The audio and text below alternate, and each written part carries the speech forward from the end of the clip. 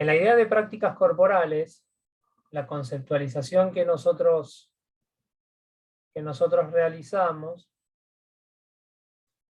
y que nos permite pensar de otro modo, ya sea la investigación como la enseñanza, es la siguiente. Ya habíamos dicho en la clase anterior, o habíamos dado en la clase anterior, las características de una práctica. ¿Ah? La idea de homogeneidad, la idea de sistematicidad, la idea de recurrencia, que hay un ethos, que hay una apuesta, digamos, habíamos dado las características de una práctica. Pero no habíamos trabajado sobre la definición de una práctica corporal. O hemos dicho algo así en general, digamos, ¿no? En el marco de la educación corporal, damos una definición de la práctica corporal y en el marco de la educación física también se da una definición de una práctica corporal. En el marco de la educación física, vamos a decir, una práctica corporal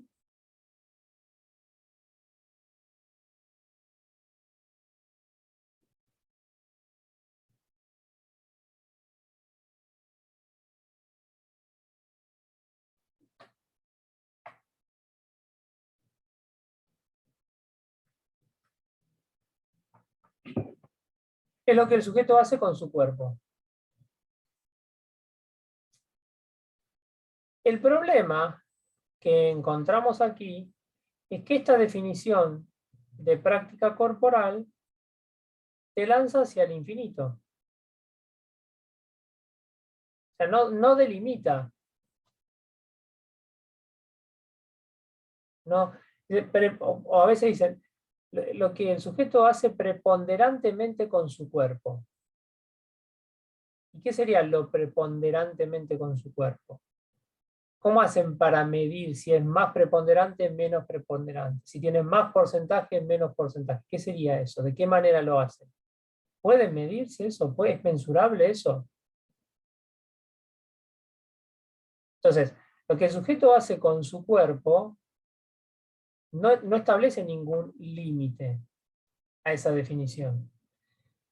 Y cuando en ciencia ustedes tienen una definición que no tiene ningún límite, eso lo lanza al infinito. Y el infinito no se puede estudiar. ¿Cómo hacen para estudiar el infinito? No tiene sentido estudiar el infinito. No se puede estudiar. Es ininteligible el infinito. Entonces, esta práctica, esta definición de práctica corporal, el problema que tiene es que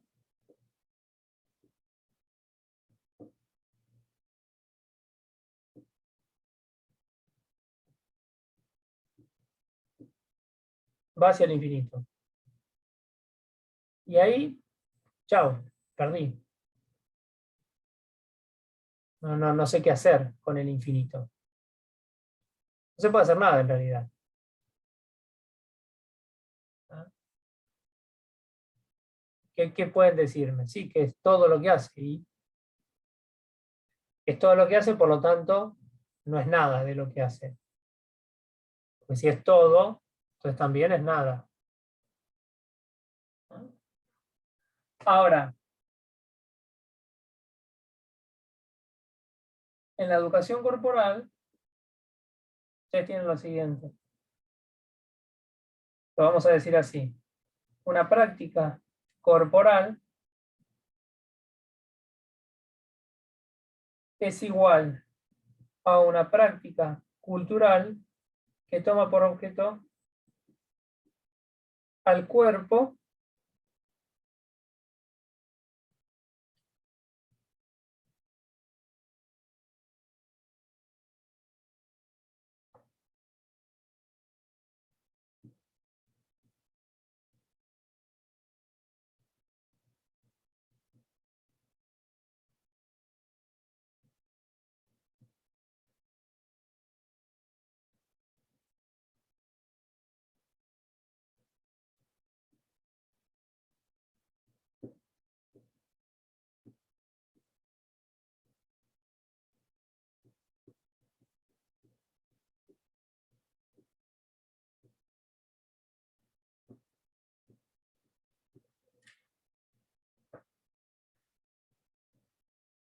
Ahí tienen una definición.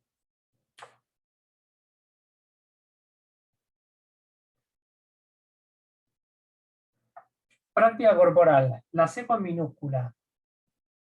Porque la que va con mayúscula es la cultura. La cultura es el gran paraguas, digamos.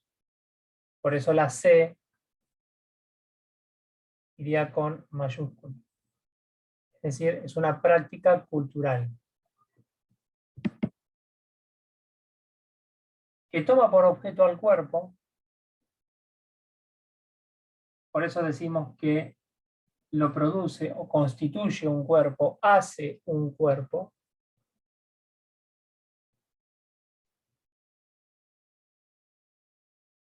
¿Ah? Eso implica tomarlo por objeto. En cambio, en la otra no es que toma por objeto al cuerpo. ¿Ah? Con lo cual, no es que todas las prácticas son corporales. Para que una práctica sea corporal, lo tiene que tomar por objeto al cuerpo. Eso implica que lo constituye, que lo produce, que hacen cuerpos. Y que ese cuerpo está dividido y al mismo tiempo lo vuelve a dividir. ¿Qué significa esto último? ¿Hasta acá se entiende la primera parte de la definición?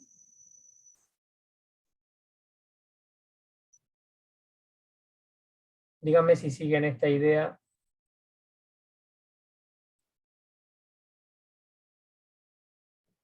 Sí. ¿Sí? Ahora, ¿qué significa que está dividido y lo dividen?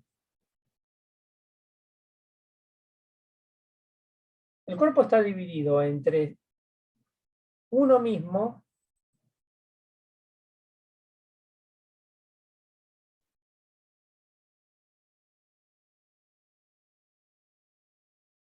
y esa práctica cultural. Y esa práctica corporal.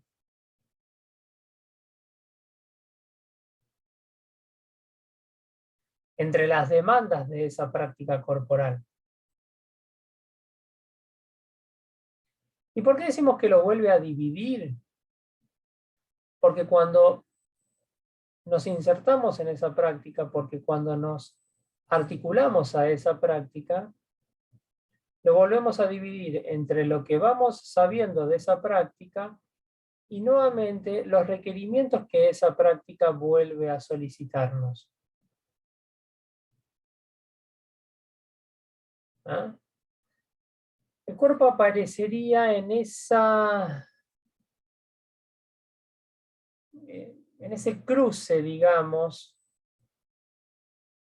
entre esos requerimientos que establece esa práctica y lo que nosotros hacemos con esos requerimientos de esa práctica. En ese cruce, en esa intersección, si ustedes quieren, es donde aparece el cuerpo. Pero a medida que vamos avanzando en esa práctica, vamos encontrando nuevas intersecciones. Ya va. Vamos encontrando nuevas intersecciones. Entonces, ese cuerpo que apareció, mañana aparece de otra forma. Y pasado, aparece de otra forma. Con lo cual, esas otras intersecciones van desapareciendo. Es decir, aparece y desaparece, y vuelve a aparecer, y vuelve a desaparecer, y vuelve a aparecer, y vuelve a desaparecer. Digamos. En ese sentido es donde estudiamos el cuerpo, en donde podemos observar el cuerpo, ¿no? Sobre todo en nuestras prácticas. No sé, Fernando, ¿qué ibas a decir? No, no, justo se me cortó en la parte en la que decía sobre el cruce, no escuché entre qué. Entre, Y claro, entre una práctica, digamos, o los requerimientos de esa práctica y lo que hacemos con esa práctica. ¿Ah? Vamos a suponer lo siguiente, digamos. Nosotros decimos que una práctica en su homogeneidad tiene un aspecto tecnológico, es decir, te indica lo que tenés que hacer y el modo en que lo tenés que hacer. En el deporte es bastante sencillo este aspecto tecnológico, o se puede rastrear un poco más sencillo, porque lo dice el reglamento. El reglamento te indica un aspecto tecnológico. ¿No? Por ahí venir y decir, Agustín, quiero jugar al fútbol, pero la pelota la quiero llevar con la mano. Y yo qué te voy a decir, Fernando, no, bueno, pará. El reglamento no dice que la podés llevar con la mano. Al contrario, si la tocas con la mano, la llevas con la mano, perdés la pelota. Te pueden cobrar tiro libre, te pueden cobrar penal, depende, donde fuera, inclusive hasta te pueden expulsar, digamos, del partido. ¿No? Entonces, vos ahí encontrás un aspecto tecnológico. No, pero yo la quiero llevar sí o sí con la mano. Bueno, entonces, mirá, puede ser básquet, puede ser vóley, puede ser handball, puede ser rugby, pero fútbol no. A no ser que quiera ser arquero. No, arquero no quiero ser. Bueno, entonces, fútbol no. Digamos, el aspecto tecnológico te indica lo que hay que hacer y el modo en que hay que hacerlo. ¿Ah? Esos son requerimientos de la práctica. Esos son los requerimientos de la práctica. Ahora bien, vos te encontrás en esa disyuntiva entre lo que esa práctica te requiere y lo que vos haces de esa práctica, el modo en que llevas adelante esa práctica, lo que podés hacer con esa práctica, lo que sabés de esa práctica y lo pones en juego. Y también lo que no sabés, que no lo podés poner en juego porque justamente no lo sabés. Pero ese no saber te puede indicar un rumbo a seguir. Ojo, hay que prestar atención a ese no saber. Ahora, ese requerimiento de la práctica, insisto, te dice, bueno, vamos por acá. ¿Y cómo traslado la pelota? ¿De qué manera? ¿Cómo lo hago? Bueno, si vos me decís, me pongo a analizar el fútbol. Che, ¿la traslado la pelota 1 metro, 2 metros delante mío? ¿Enseño a trasladarla así? El reglamento no dice nada de eso. ¿No? Ahora, vos qué me vas a decir, no, pero pará, si le enseñamos a trasladarla 1 metro, 2 metros adelante, con la velocidad que se juega, con la presión que se juega, con la fricción que hay, la perdés la pelota. ¿No? Bueno, entonces, ¿de qué manera?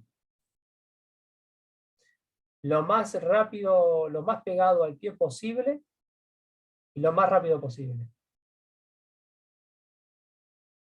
¿No? Bien, y vamos. ¿Se entiende? Entonces, ven cómo aparecen los requerimientos de la práctica, ¿no? Y lo que nosotros hacemos con esa práctica. Ahí, en esa intersección, en esa división,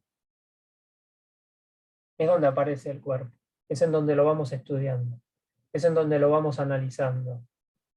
¿Se sigue la idea, Fernando? ¿Ahí? ¿No? Que no es, ven que eso no es un cuerpo biológico. Ahora vos me podés decir, Fernando, sí, bueno, pero si yo mejoro mi condición física, seguramente pueda aguantar más tiempo el partido. Sí, claro. Que puedas aguantar más tiempo el partido no significa que comprendas la lógica del juego. Que puedas aguantar más tiempo el partido no significa que tengas un buen dominio de la pelota y la puedas trasladar lo más pegado al pie y más rápido posible. Gracias. Si no hay, no sé, Usain Bolt sería el mejor jugador de... Viste que fue a jugar al fútbol, Usain Bolt, Sí, sí. y no sirvió para nada, ¿no? ¿Se comprende esto? Con lo cual, no es lo mismo correr para adelante que frenar, ir para atrás, rotar, girar, saltar, diagonal, cortar. No es lo mismo. No es lo mismo. No. Se corta, lo corto y volvemos a conectarnos y hacemos la última partecita. ¿Ah? Bueno.